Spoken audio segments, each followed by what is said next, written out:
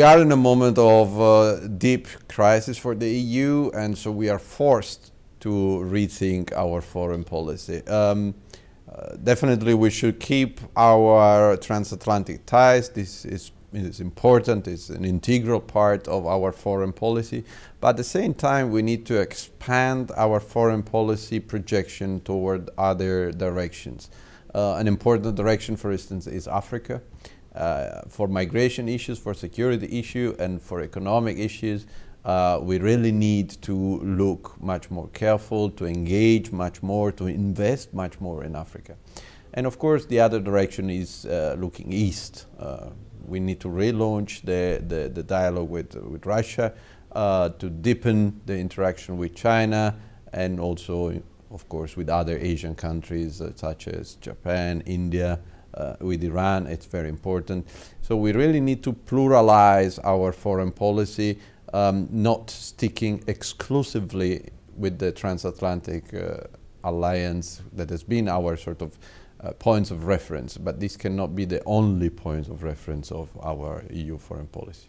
Well, Italian place needs to be inside. I mean, Italy has played a very important role since its beginning into the European integration process.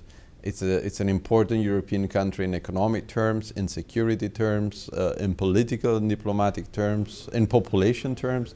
So really, Italy has to be at the center of Europe. It is also a very pro-European country. I mean, so far has been really one of the strongest supporters of the integration. In itself, the idea of core, it's positive. I think it's a matter of fact that we need to think about creating different kinds of groups, those who are ready for more integrations and those that will follow maybe later on. Italy has a negative balance in economic terms with the EU.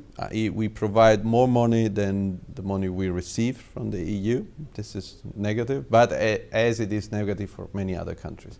But of course, it's not only simply a matter of transfer, how much money you transfer for your country to the EU, but I mean the benefits of the EU are much larger. I mean, are in terms of modernization of public administration, in terms of foreign policy, in terms of weight, absolute weight in international affairs. So I think on the overall the balance is possible.